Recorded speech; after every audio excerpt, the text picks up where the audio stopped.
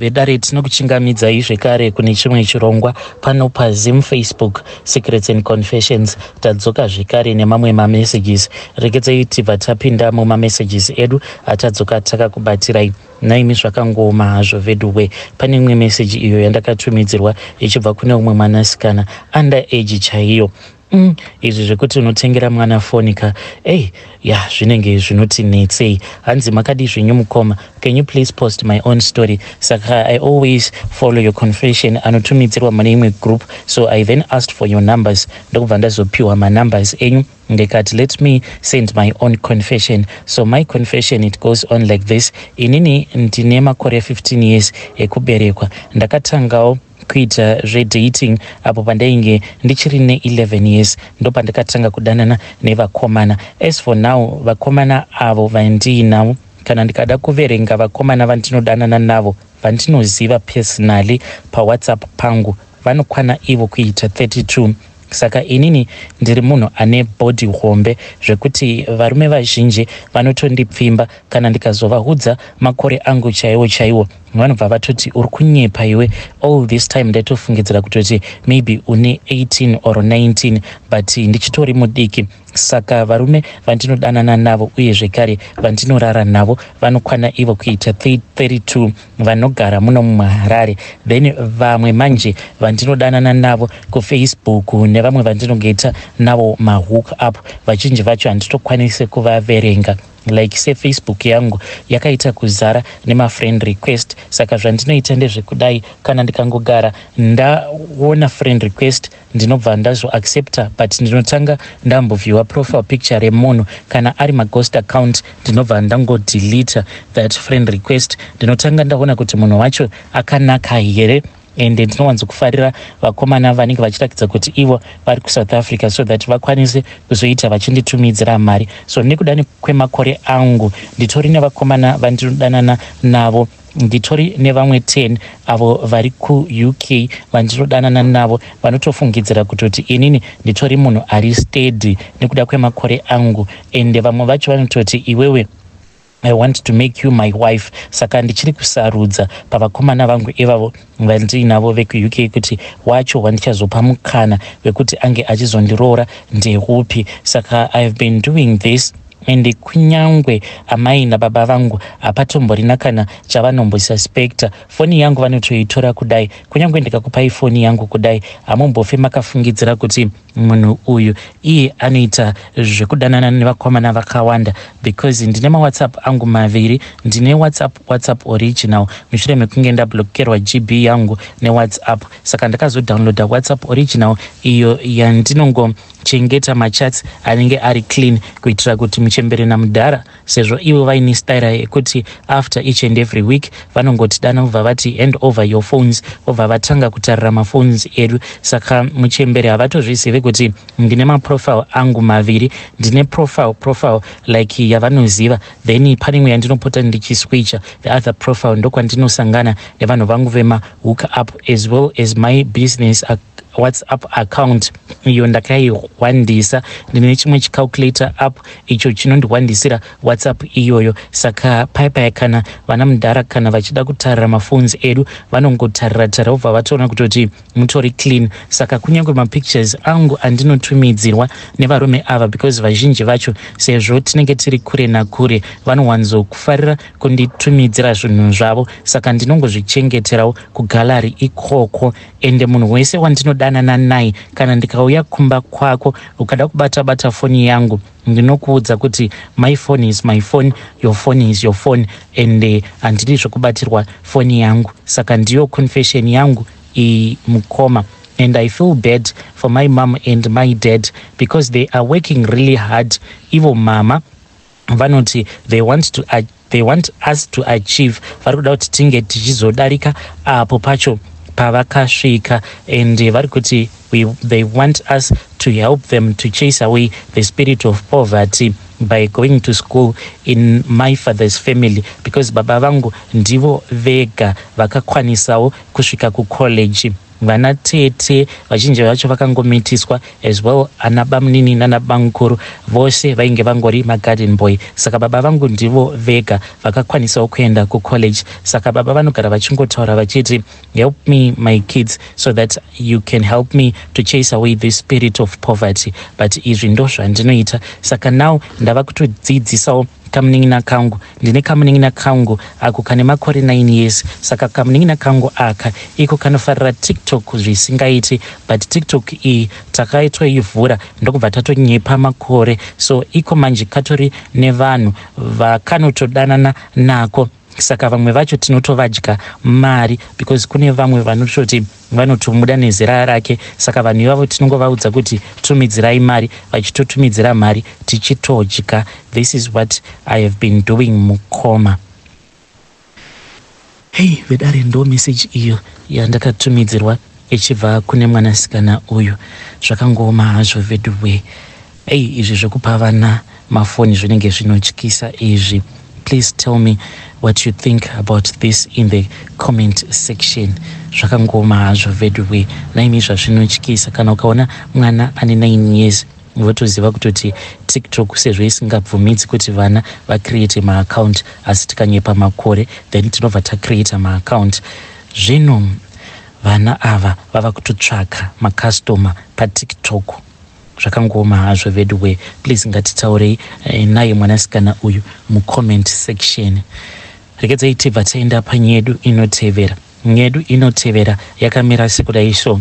Hanzi makadi zvenyomukoma ndauyawo pano kuti ndinge ndichizoreururawo. Dai kwanga kuri kunzi mudzimai wangu dai anga achiri mupenyu, zvimwe kuda ndaikwanisa kuzomuudzawo chokwadi icho chakakonzeresa kuti inini ndinge ndichizorovera muSouth Africa, uye zvekare chakazokonzeresa kuti apo paakarwara mudzimai wangu ndinge ndichizotadza kuya kuzomuona ende achizonosvika pakunofa ndikatadza zvekare kuuya kuzomuviga mudzimai wangu. Zvakaitika mukomana shinde zvekudai. Pandakauya kuno kuSouth Africa ndakabva ndazotangawo kuita zvekuvaka, saka mukoma zvandakazotanga kuita ndezvekuti ndaiti kana ndikawana pamba pandinenge ndichinzi ndiri kufanira kuti ndinge ndichivakapo. Munoziva kuti chemberedze muno dzinowanzokuvaka vachishandisa mari yavo iya yesasa yavanoti mundende kuno kuprovince kwatinogara. So mukoma ndaizoti pamba ipapo pandinenge ndichishanda, kana kuri kunzi kana paine mwanasikana wepo anenge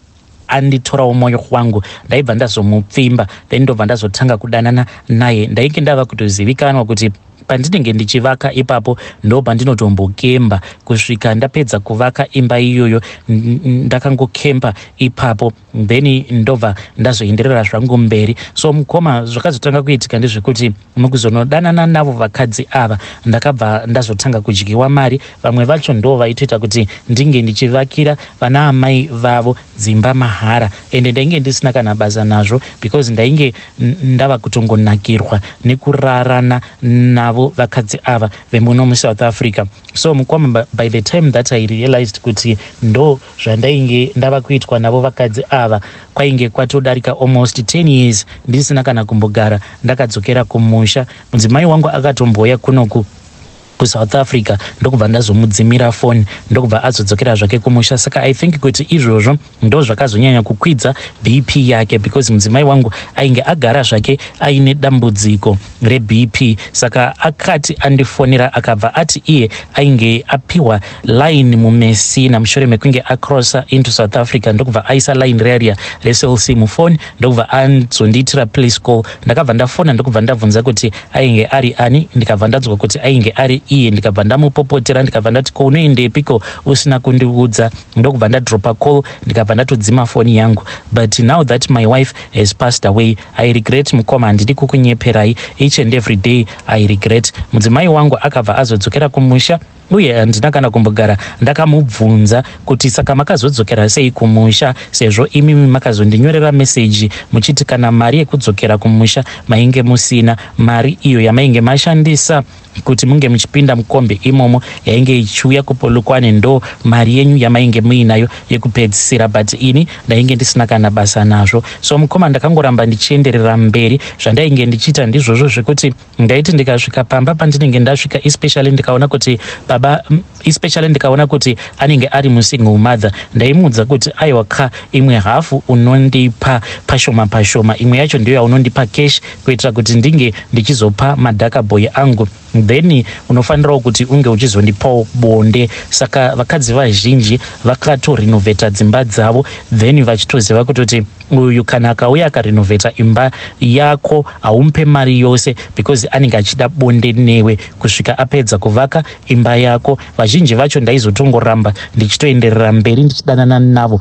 Muno muSouth Africa ndine vana 9 vandakazvara nevakadzi vemuno muSouth Africa. Hakusi kunzi ndiri kuzvipembedza kwete, asi kumudzimai wangu ndinoda kungoti mudzimai wangu dai wakwanisawo kundivhurirawo nzira dzangu, dai wakwanisa kundiregerera because zvaizvezvi mukoma nditori nekambani hombe but ndinosvika pakupfeka zvivharangozi zvinenge zvakaboka boka ndisina mari, kutoshaya mari chaiyo nekuti ndinge ndichienda kunozvitengerawo zvivharangozi but nditori nevashandi vanotosvika kuma15. Mwana wangu mukomana akazouya kuno mushure mekunge amai vake vashayika ndokubva auya kuno ndiye wandinoshandidzana naye. Mwana wangu akandiudza imwe nyaya yakandirwadza, iyo inogara ichingondirwadza each and every day. Akati iye baba, dai kwanga kuri kunzi mainge muriko kumusha zvimwe kuda amai vangadai vachiri vapenyu, nekuti mudzimai wangu hanzi vakati vaenda naye kuchipatara saka painge paine mari yainge ichidiwa. Saka mari iya yakazoti yashayikwa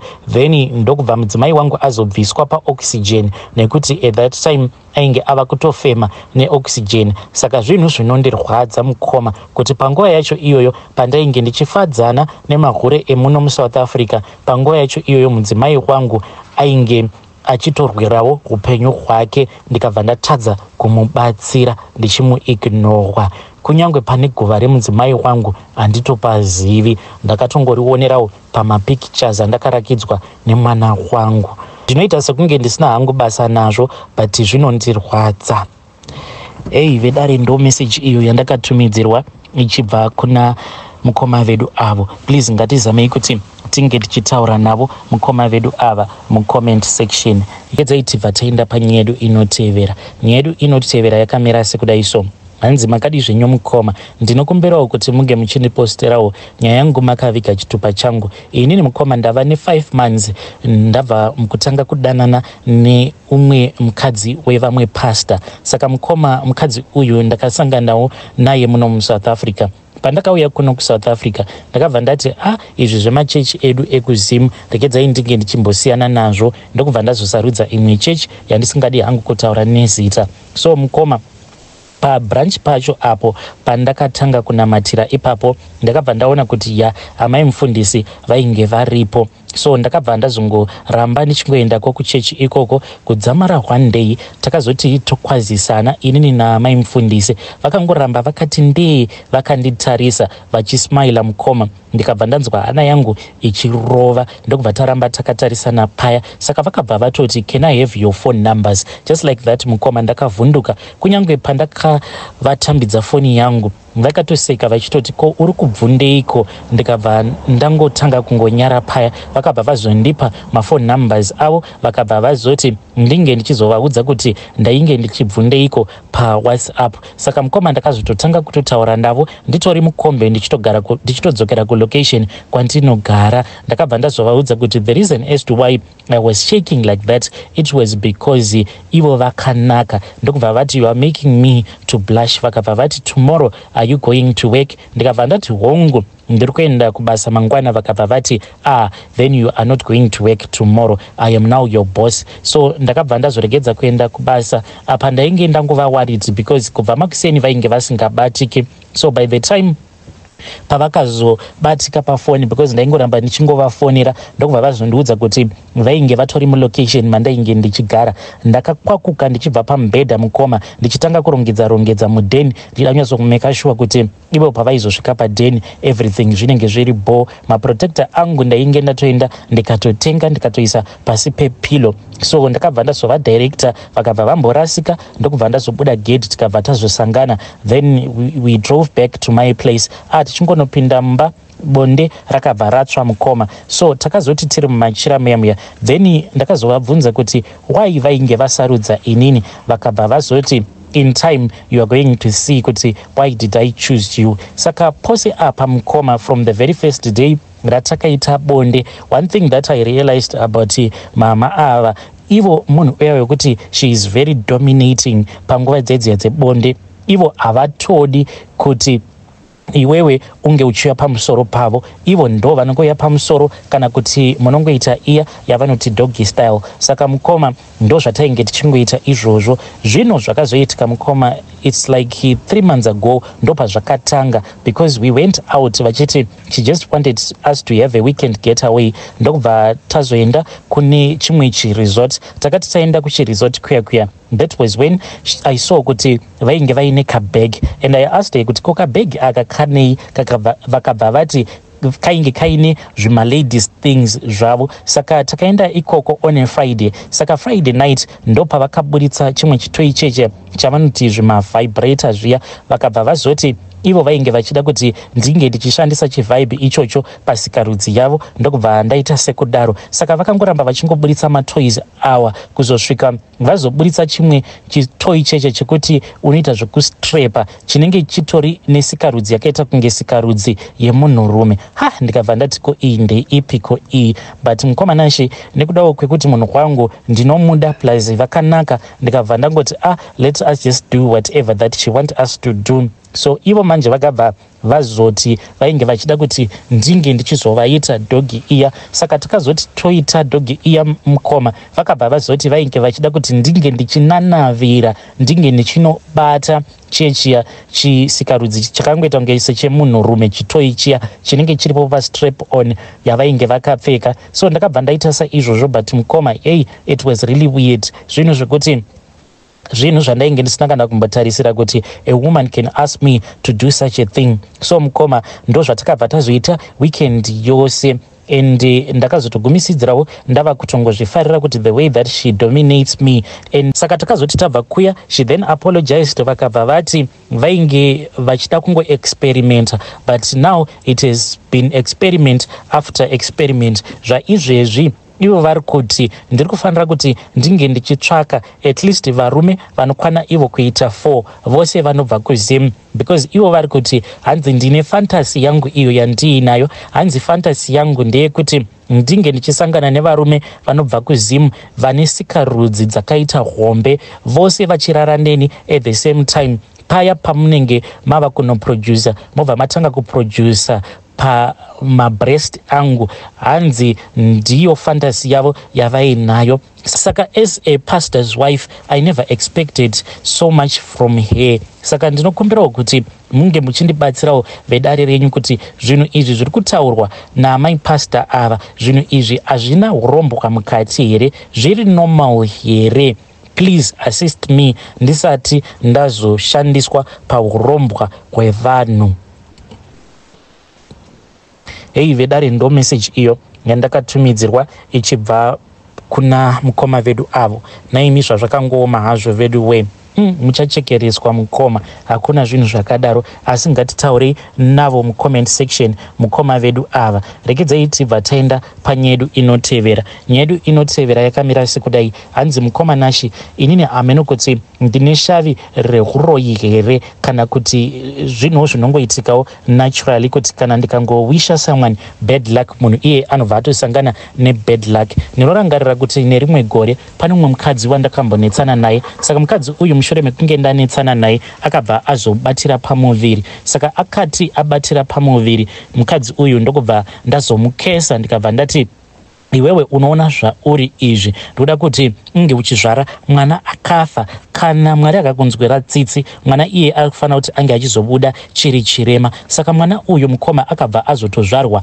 akatofa, and instead of me feeling guilty ndakatoseka zvekuti kana murume wangu akatoniti kobo here, lucky enough murume wangu ainge asingatombozivi kuti ndainge ndichitotaura nefriend yangu ainge achitoti asikana kunoku zvakaoma, because friend yangu yainge ichigara pamba ipapo painge pachigara mukadzi uyo wandainge ndakesa kuti ange achizozvara mwana akafa. Saka akanditumidzira audio akabva ati kunoku zvakaoma, apona mwana akafa kudhara. Saka ndokubva ndatotanga kutoseka paya. Ndakaseka as if this was a joke, and time I was feeling as if there was something that was forcing me to laugh kuita kunge chinhu chacho chainge chichindinyerekedza. Ndakaseka svika murume wangu azotobhoyekana. So recently mukoma pane umwewo wandinoteverera umwe musikana, so iye aripo pano futi paYouTube. Saka musikana uyu anoita zvevlogging, saka akabva azotaura nyaya yake akabva ati she has been struggling to fall pregnant for a very long time. Saka musikana uyu paakataura kuti she has been struggling to fall pregnant for a very long time, then ndikabva ndamukesa ndikabva ndati saka the struggle must continue, uri kufanira kuti unge uchita miscarriage iwe. So this girl, she is from America. Kutoti nditi ndinomuvengerei handitombozivi, because I always watch all of her videos, but ndinotoonera mavideos ake zvezve zvekuti ndakamuvenga. So she then came back mukoma achichema achiita another vlog achiti iye ainge aita a miscarriage, and ndichizonotarisa mukoma the day iro racho raakati ndo raakaita miscarriage, that was the same day when I watched that video yaainge abva mukuuploada. Saka on that same evening ndo paanoti iye ndo paakaita miscarriage. So that's what happens to me kana ndikangokesa munhu iyeye anobva atodhakwirwa nezvinhu zvake. Even my husband atori nepermit mukoma, but ndinotongomukesa like akati I have to find a better job. Sure, munhu ane work permit is not supposed to suffer like the way that I am suffering, but handidi kuti murume ange achibudirira, because ndinowanzokuona varume vaya vanenge vabudirira vachizotanga kuvhairira vakadzi vavo. Saka pandakangotanga kugara naye ndakabva ndatongozviudza kuti munhu uyu ari kufanira kungoramba ari level raari, so that inini naye tingoramba tiri tose. This is my own confession mukoma.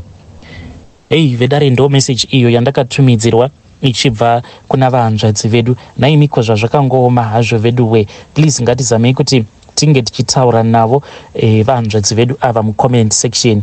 Hanzi ndakatongokesa my favorite vlogger wepano paYouTube. Hey, zvakangooma hazvo vedu we.